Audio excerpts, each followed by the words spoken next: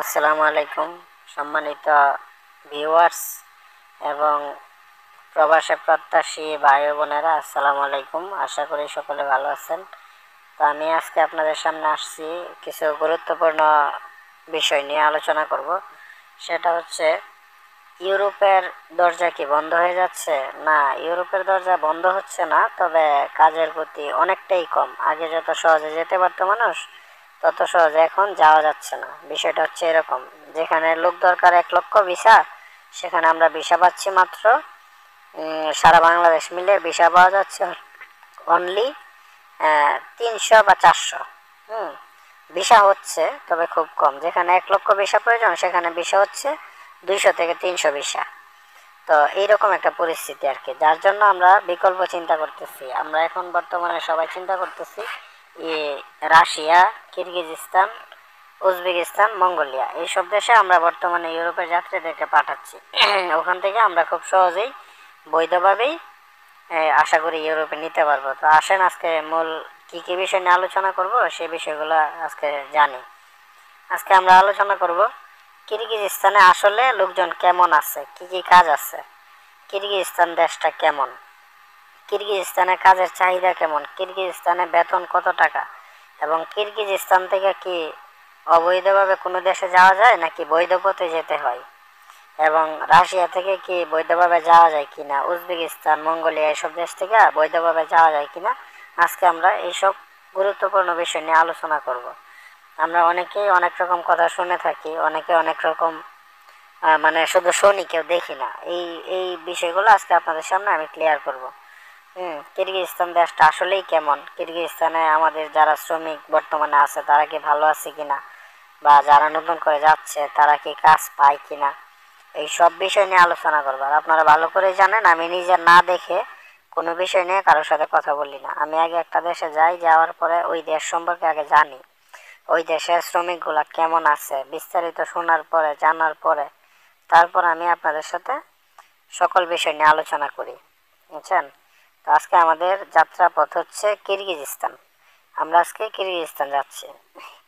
তো এখন আসেন মূল আলোচনায় আসি। তো কিরগিজস্তানের বিষয়টা হচ্ছে, ভাই কিরগিজস্তানে বর্তমানে কি কি কাজ আছে, লোকের চাহিদা আছে কিনা? হ্যাঁ ভাই, আলহামদুলিল্লাহ কিরগিজস্তানে অনেক লোকের কাজ আছে, চাহিদা আছে। এখানে প্রচুর কর্মী সংকট, এবং কিরগিজস্তান দেশ আলহামদুলিল্লাহ ভালো, সম্পূর্ণ ইউরোপের কালচার। ইউরোপে যে কালচার আপনারা থাকবেন, এই কিরগিজস্তানও সেম কালচার। শুধু পার্থক্যটা হচ্ছে ইউরোপে 8 ঘন্টা ডিউটি, মানে 8 থেকে 10 ঘন্টা ডিউটি, কিরগিজস্তানও সেমই আপনার 9 ঘন্টা 10 ঘন্টার নিচে কোনো ডিউটি নেই, এতটুকুই পার্থক্য। আর হচ্ছে বেতনের যে বিষয়টা, তো কিরগিজস্তান দেশটা কেমন, দেশটা নিয়ে আমরা আলোচনা করি। কিরগিজস্তান দেশ ভাই মাশাল্লাহ খুবই ভালো, খুবই উন্নত একটি দেশ। মোটামুটি ইউরোপের মতো উন্নত না হইলেও অনুন্নত না, ঠিক আছে। আলহামদুলিল্লাহ সব কিছুই ইউরোপের মতো। তো এখন কিরগিজস্তানে কি কি কাজ আছে, আসেন এই বিষয়টা নিয়ে চলো ক্লিয়ার করি। কিরগিজস্তানে ভাই সবচেয়ে বেশি চাহিদা হচ্ছে গার্মেন্টস ভিসা। যারা গার্মেন্টসের কাজ জানেন, সুইং অপারেটর, তাদের চাহিদা অনেক বেশি। দ্বিতীয়ত আছে কনস্ট্রাকশন ওয়ার্কার, তৃতীয়ত আছে ব্রিক্স ফ্যাক্টরি, তারপরে আছে ceramics company, juice company, noodles company, হ্যাঁ, বিভিন্ন প্লাস্টিক কোম্পানি। এই সমস্ত কোম্পানিগুলোতে মানে বাংলাদেশি, ইন্ডিয়ানি, পাকিস্তানি ওয়ার্কাররা বেশি কাজ করে। এখন কিরগিজস্তানে আরেকটা বিষয় আপনাদেরকে ক্লিয়ার করি, এখানে ছেলে মেয়ে উভয়ই সমান। ছেলেদের বেতন যত, মেয়েদের বেতন সেম, ঠিক আছে। এখানে সবাই ছেলে মেয়েকে এক নজরে দেখে, এখানে কোনো আলাদা কোনো পার্থক্য নাই, এবং ওদের কালচার খুবই ভালো, আচার ব্যবহারও খুবই ভালো। তো যারা আগে শুনছেন কিরগিজস্তানের লোক গিয়ে বিপদে আছে, ভাই বিপদে যদি কেউ খারাপ পথে থাকেন, ইউরোপ গিয়েও বিপদে থাকেন, এটা কোনো বিষয় না। ইউরোপের মধ্যে মানুষ কিন্তু বিপদে আছে, সবাই যে ভালো আছে তেমন না। তো কিরগিজস্তান আসলে এরকম, এই জন্য আগে জেনে শুনে বুঝে তারপর আপনারা একটা জায়গায় একটা উদ্দেশ্যে রওনা দিবেন। পাসপোর্টটা জমা দেওয়ার আগে 10 বার চিন্তা করে নেবেন। চিন্তা করার পরে একটা লোকের কাছে দিবেন, লোকটা আসলে কেমন, বিশ্বস্ত কিনা, সে কতদিন যাবৎ এই লাইনে জড়িত আছে, তার আরএল নাম্বার আছে কিনা, তার অফিস কোথায়, এবং তার বিশেষ করে আরেকটা সহজ রাস্তা হচ্ছে তার যে মোবাইল নাম্বারটা আছে, মোবাইল নাম্বারটা সে কতদিন যাবত ব্যবহার করতেছে। যারা অনলাইনে বিজনেস করে তারা কতদিন যাবত অনলাইনে আছে। অনেকে দেখবেন 3 মাস 6 মাস ইউটিউবে আসে, ফেসবুকে আসে, আসার পরে হঠাৎ করে ওর অ্যাকাউন্ট ডিলেট, ওকে আর খুঁজে পাবেন না।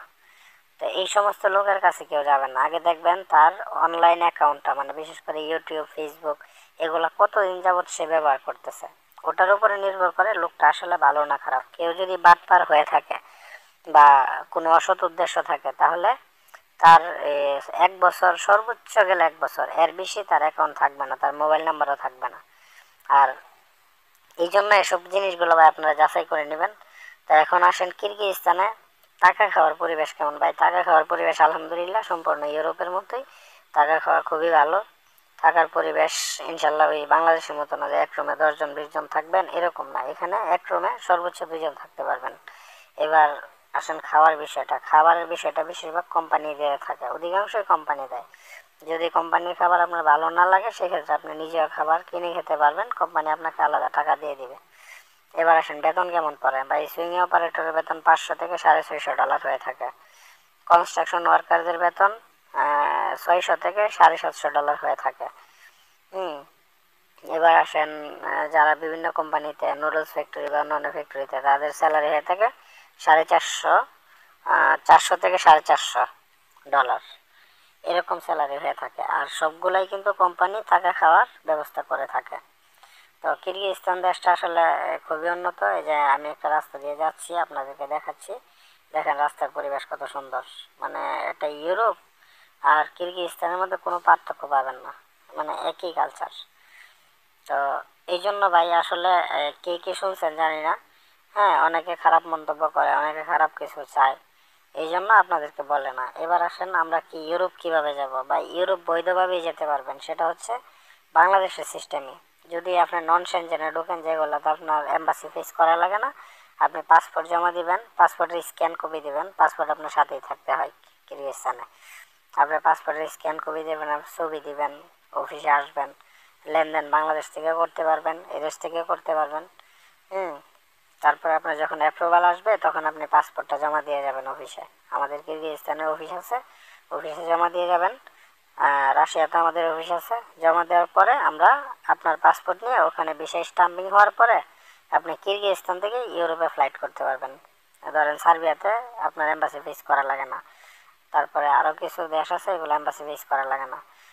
ওই কাজগুলো আমরা আপনার অ্যাপ্রুভাল আসার পর আপনার কাছ থেকে পাসপোর্ট নিব। আর ফ্রান্স এবং লিথুনিয়ার যে কাজগুলো, এগুলো আপনার এম্বাসি ফেস করতে হবে। যদি কোনো কারণে আপনার ভিসা রিফিউজ আসে সেই ক্ষেত্রে আপনার টাকা পয়সা ফেরত দেওয়া হবে, এই আর কি। আর যদি বলেন না ভাই আবার চেষ্টা করেন, তাহলে অন্য কোনো দেশে আবার ট্রাই করা যাবে। যেখানে বাংলাদেশে সময় লাগবে 2 বছর 3 বছর, আপনারা অনেকে ঘুরছেন, ইউরোপে ঢুকতে পারতেছেন না। আসলে তাদের জন্য হচ্ছে আমরা কিরগিজস্তান বিকল্প রাস্তা হিসাবে ধরে নিছি। কিরগিজস্তান, রাশিয়া, উজবেকিস্তান, এই দেশগুলো, এখান থেকে আমরা সহজে ভিসা করতে পারি।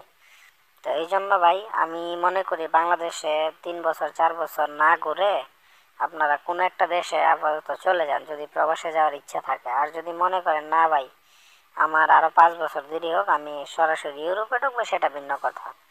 আর কেউ যদি মনে করেন না আমার ইমার্জেন্সি ইউরোপ ঢুকতে হবে, তাহলে ভাই অন্য কোনো একটা দেশে আপাতত যান। বিশেষ করে কিরগিজস্তান গেলে এখান থেকে সহজেই প্রসেসিংটা করা যায় আর কি। বুঝছেন, এখানে আমাদের অফিস আছে। আর এই যে ভিডিওগুলো দেখতেছেন, এগুলা কিরগিজস্তানের আর কি রাস্তাঘাট এবং বাড়িঘর, এটা একটা মহল্লার ভিতরে। হুম। আমরা যে বাসাটাই আপাতত উঠবো আর কি, ওই বাসার গলিটা এটা।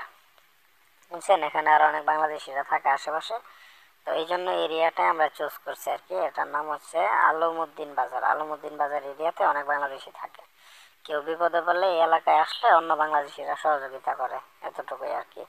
আর বিপদ তো নাই, বিশেষ করে হয়তো কাজ কামের কোনো অসুবিধা হলে তখন একজন একজনের সাথে যোগাযোগ করে আর কি।